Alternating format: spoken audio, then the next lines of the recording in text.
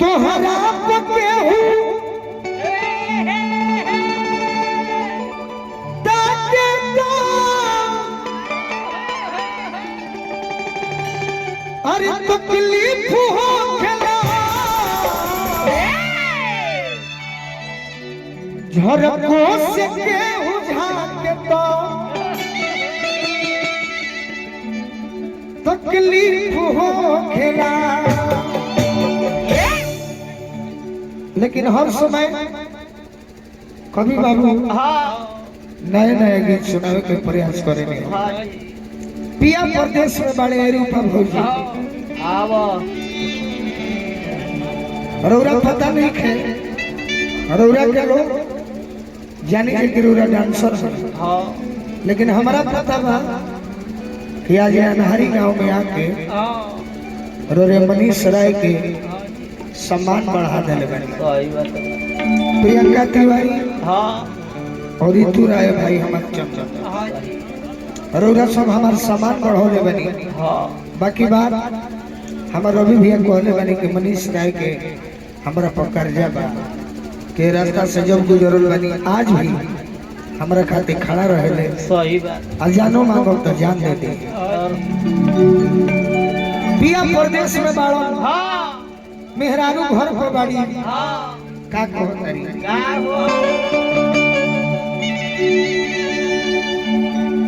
अच्छा बताओ लो कि हम मन से गाय के बिना मन के गाय आए एगो जलहारा से आइल बड़े विवेक राय जी हमार भाई है आए पिया प्रदेश में बड़े मेहरारू चाहती है कि होली में ना आइलो चैत में आ जा।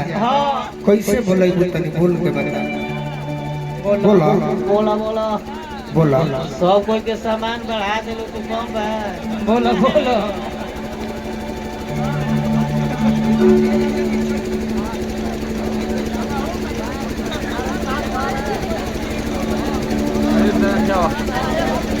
एक कभी राजा का डाले होली में ना आइला तो चैत में आ जा।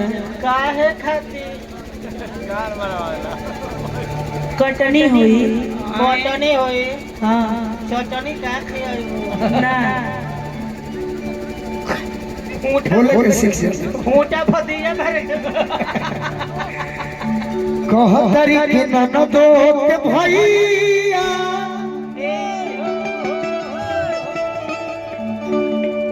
ए बोला मुझी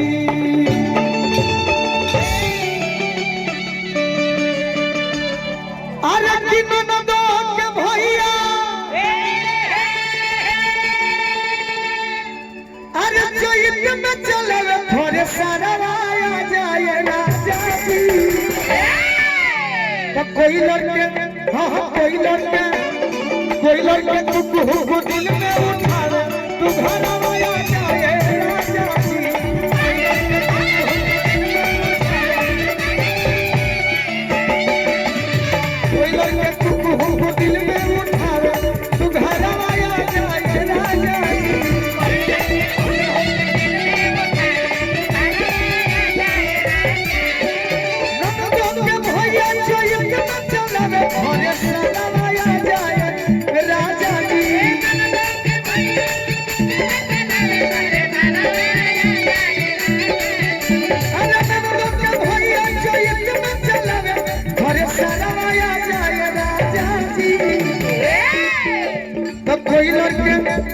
कोई लड़के अरे कोई लड़के तू दिल में उठावे तू घर आया जाए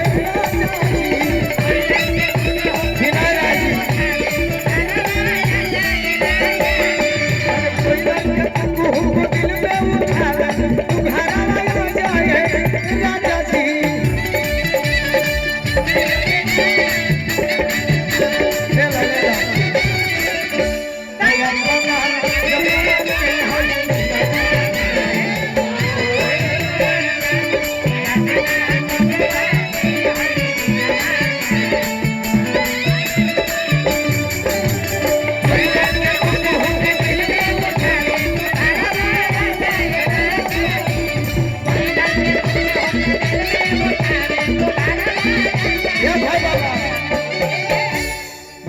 बड़े भैया परिवार के अंग बनी ब्लड बनी हमारे विनय राय जी, मनीष भैया, हमारे राहुल सिंह जी, रूपा जी का आशीर्वाद देंगे। अब भाई हम दुलरुआ एक करो जन्म जादू तो खराब भाग से हो कहे लगी बतिया हमरो खराबे से मान लो ऐसा कि तोर हमार दोस्ती बा।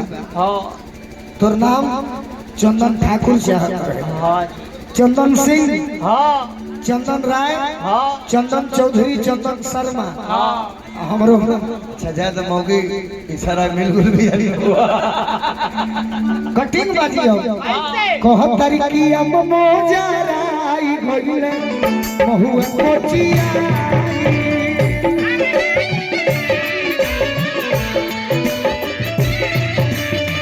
अरे अब मोजराई भइले बहुआ कोचिया